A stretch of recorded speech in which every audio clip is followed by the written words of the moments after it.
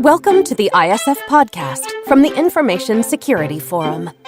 The ISF Podcast is hosted by ISF CEO Steve Durbin, and every episode he brings listeners features timely conversations, practical insights, and resources for global cybersecurity professionals. I'm producer Tavia Gilbert. Today, Steve sits down with the Mayor of Manchester, England, Andy Burnham, to discuss the nuts and bolts of leading a city into the digital age, strategies for building consensus, and what ISF Congress participants can look forward to when they arrive in Manchester in just a few weeks. Andy, very good to see you. Thanks for joining me on the podcast. You're welcome, Steve. Great to be with you. You've been Mayor of Greater Manchester now since 2017, and you were re-elected in 2021, so you've been in the role for some while. And the job of Mayor ranges from setting budgets and priorities for Greater Manchester's public services right away through to acting as an ambassador for the region.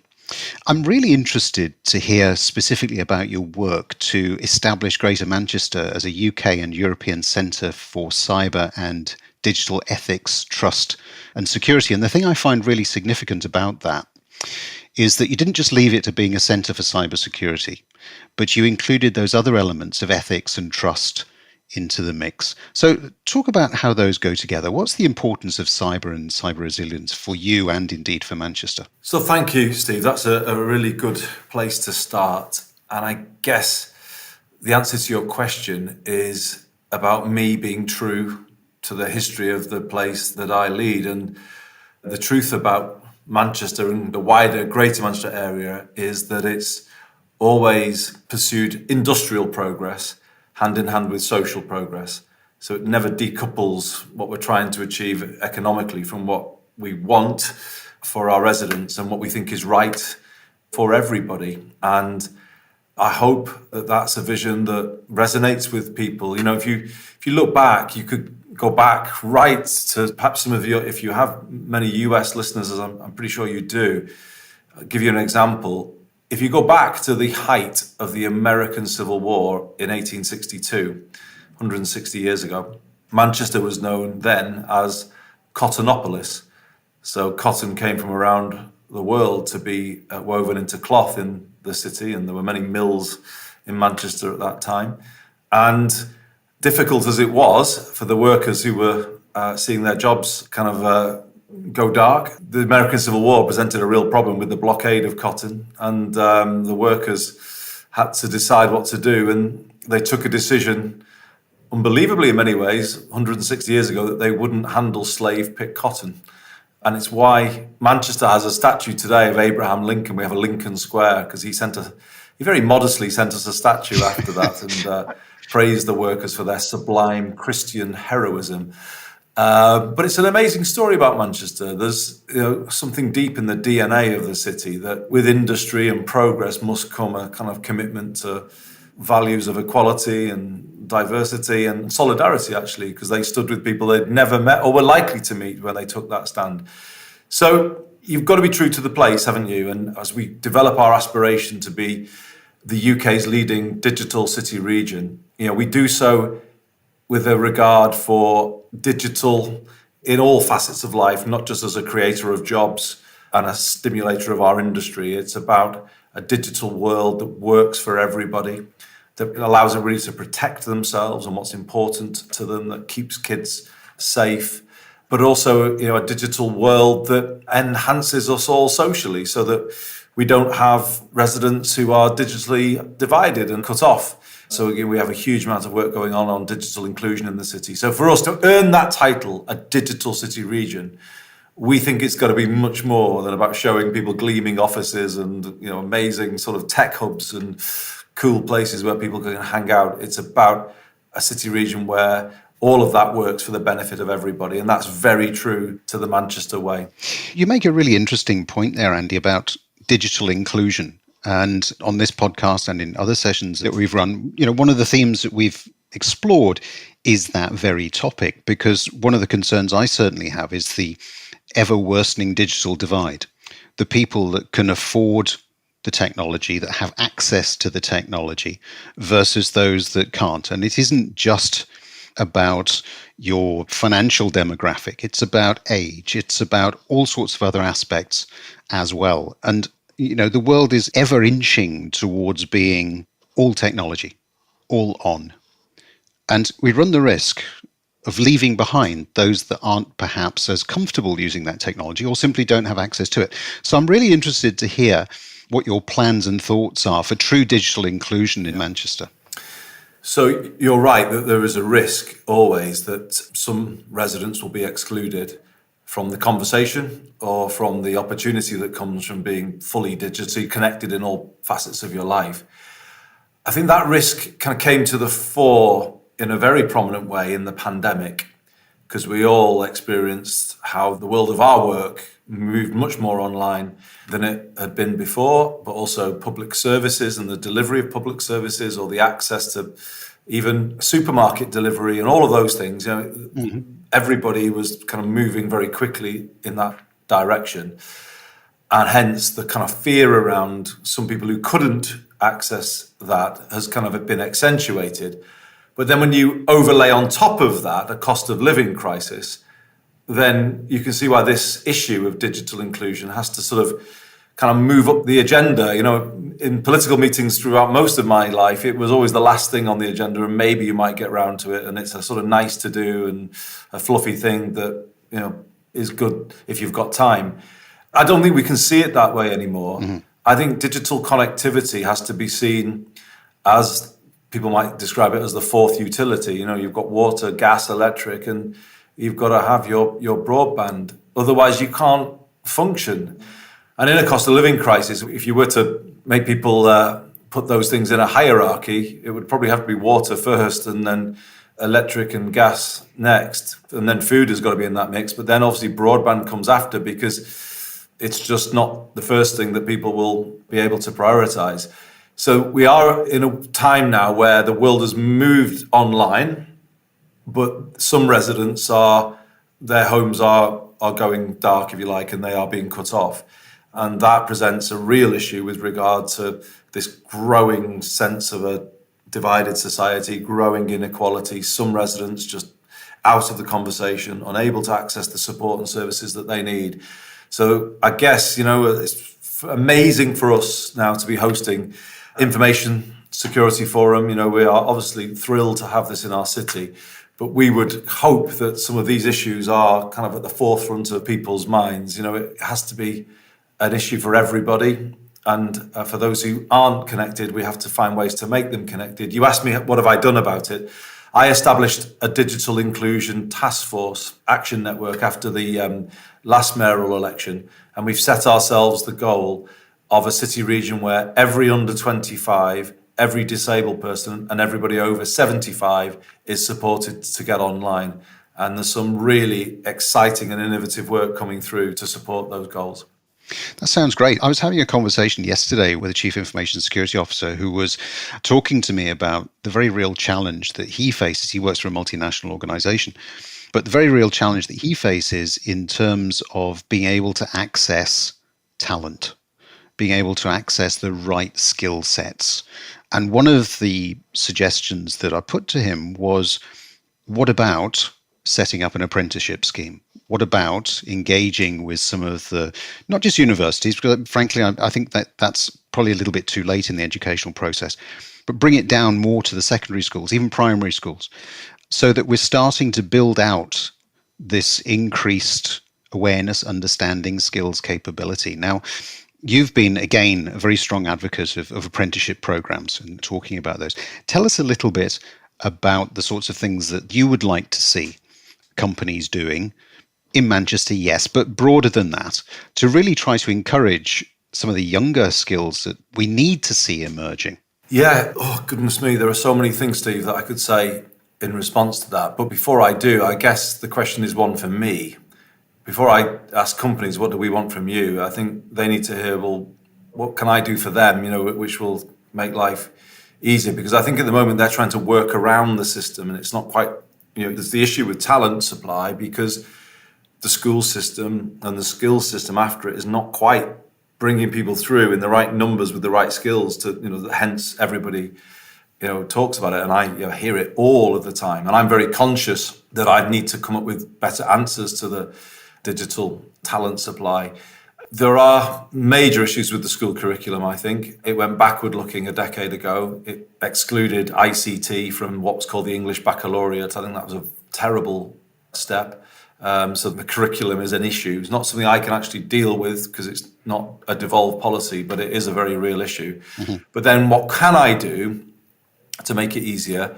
Well, I've got to try and connect the young talent of my city region with those employers and inform them about what those employers are looking for so that they can then begin the journey of getting ready for that new world of work. Because what I feel is, we can just talk broadly about digital or cyber. What I'm kind of hearing from players in the city is the needs of individual organizations and businesses are becoming more and more and more specific about what exactly they need. Mm-hmm. And I think we need to kind of show young people those roles. What are those jobs that are out there? What do you need to do them? And what's your sort of pathway towards them? And where can you get some of the kind of skills that you might need? So I've created a system called GMAX, Greater Manchester Apprenticeships and Career Service, which is meant to be one window on the world of work in Greater Manchester so that young people can actually see what is out there in the modern economy, rather than some of the outdated talk that they get from their parents, like I give to my kids at times. I'm kind of not fully up to speed with everything that's out there. And I think it's just really important that they see the actual jobs that people are trying to recruit to. And then the next step might be to allow businesses to co-design with our colleges and our other training providers, digital apprenticeships, supported pathways, even degree digital apprenticeships, so even higher level qualifications that kind of allow people to plot their course to those amazing and exciting new roles. So it's why I'm asking the UK government to give me greater control over post-16 education. In this country, we've kind of often prioritised the academic university route over the technical route. And I think we need to make those two routes of equal value, where one is much more delivered locally because I can connect it to the real opportunities in our economy. And I would want to do that in partnership with our businesses. They in many ways should be given an ability to lead that technical education system. And that's what we would want to do if the government gave us those powers. So it's an area that really needs fixing. And I think we need to be able to give better answers than we are currently doing. I mean, we could talk at length about all of the different initiatives in Manchester. You've got more than 10,000 digital and tech businesses in Manchester, for instance. But let's concentrate on this one because I'm really quite interested in this. This is the Greater Manchester Digital Blueprint. Now, some of the people listening to this may not be familiar with that, but tell us a bit about that. Well, it was published on the eve of the pandemic to support that That was pretty good timing, wasn't it? Yeah, maybe it wasn't. In some ways wasn't, but then I guess in another way was because of the way the world was about to change. And it was meant to be the sort of roadmap, if you like, to support that ambition of the UK's leading digital city region. So it did have those kind of industrial ambitions set out, those jobs ambitions that we absolutely do have. But it was also about the thing that Greater Manchester says it always likes to do, which is to do things differently. I think we can lay legitimate claim to that title. We do try and do things differently. And we've said that we want to do digital differently. And I think we're beginning to kind of use it in a different way to make our public services work differently. But also it's this critical thing about making sure all of our residents are in the conversation, they're in the digital room, they're able to access the digital opportunities that come from that. And therefore, it builds a sort of a situation where we draw on all of our talent. And the blueprint was about kind of fully sketching out all of that picture, including the very specific skills initiatives that we run. So I wouldn't want anybody listening to this to think that we don't invest in digital skills. We really do, heavily. We've got a huge range of programs that we support. Which I could reel off, but people could see reference of them if they look up the blueprint. So it was an attempt, Steve, to kind of tell the full digital story, if you like, rather than just a part of it. Because I say, we see this as as a sort of complex ecosystem of things that you've got to get right if you want to be the UK's leading digital city region. Mm-hmm. Let's sort of shift gears a little bit now, Andy, because I'm interested in taking you more into some of the personal skill sets, if you like, which again we talk about a lot in security. Democratic government is all about building consensus, isn't it? Particularly with people who occasionally hold opposing views or don't share your same view. As mayor, you're able to make some decisions independently. You've made that point, but others involve consultation and approval of other members of the Greater Manchester Combined Authority, for instance. And some of those decisions need unanimous support, others just need majority. Now, our audience for this podcast is cybersecurity professionals, many of whom have to sell their ideas to the board, to people who perhaps don't fully understand some of the implications, and sometimes as well up a chain to the CISO. So consensus building has become a very much more important skill for them than perhaps it ever was. And now I'm guessing here that is something that you've had to become quite adept at in your particular role and with your teams. So talk to us a little bit about that skill set. How do you do that? How do you go about building consensus? So a few things to say on that. I think the first is you have to set the right ambition. So what is it that you're trying to achieve? And is it something that everybody can buy into, that's not a sort of slightly divisive thing or a niche thing, but is actually something that kind of everyone feel is something worth achieving?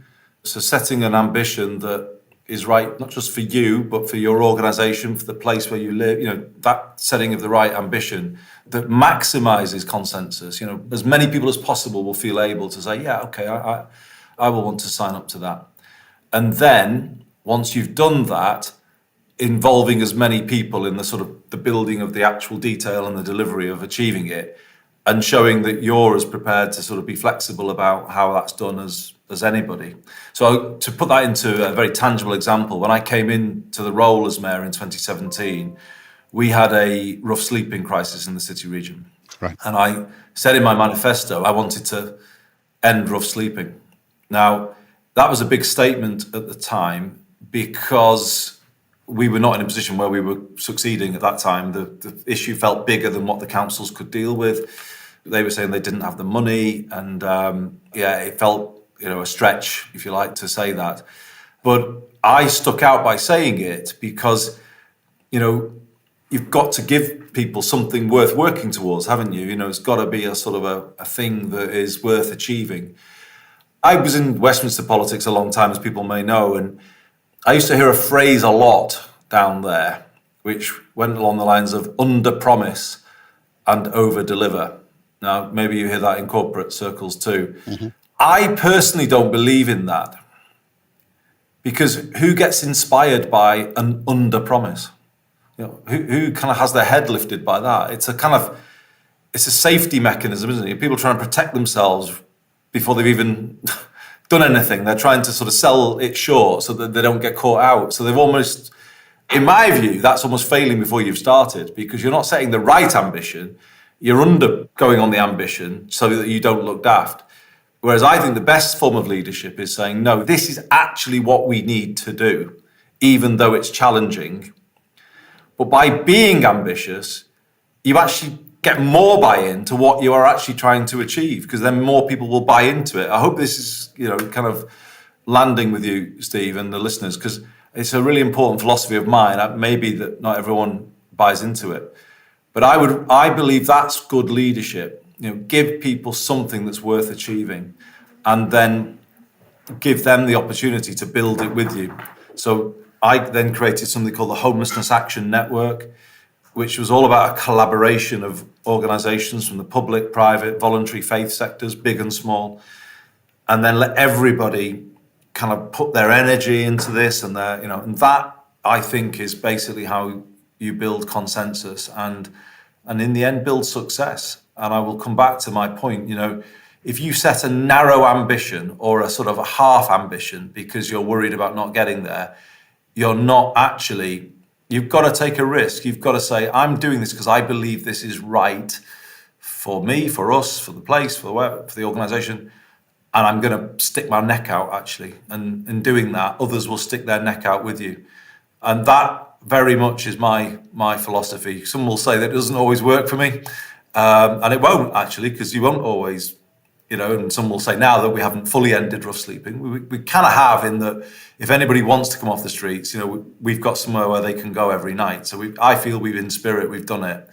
But I think we got there because so many more people were prepared to buy in, because they saw the fact that I was prepared to take a risk as well with my own reputation and my own sort of position. I think there are some really strong messages in that, Andy, for people listening to this, particularly those CISOs who are being increasingly required to take a stand, to demonstrate, as you just said, leadership. So thanks for sharing that. Finally, you mentioned slightly earlier that the ISF is coming to Manchester. We're going to be in the city in middle of November for our annual Congress. We'll be bringing, obviously, our members from all around the world, from Australia right the way through to South America, all to Manchester. What advice do you have for our members, our attendees, to get the most from their time in Manchester? Oh, goodness. We're really looking forward to welcoming you all to the city. I can't tell you, the reason I really wanted to do this podcast in advance was to say that, so that you all know that you're very welcome. And as I was saying before, do just take a moment just to sort of look at the history of the place that you're coming to, because there is something inspiring about a place that was saying Black Lives Matter 160 years ago, that has led many of the industrial disruptions of the past, the first industrial revolution, but at the same time has always tried to marry that with social progress. And I think that approach, the Manchester way, is so necessary for the times that we're in now. We haven't just got to fix economic or industrial problems, we've got to fix social problems at the same time.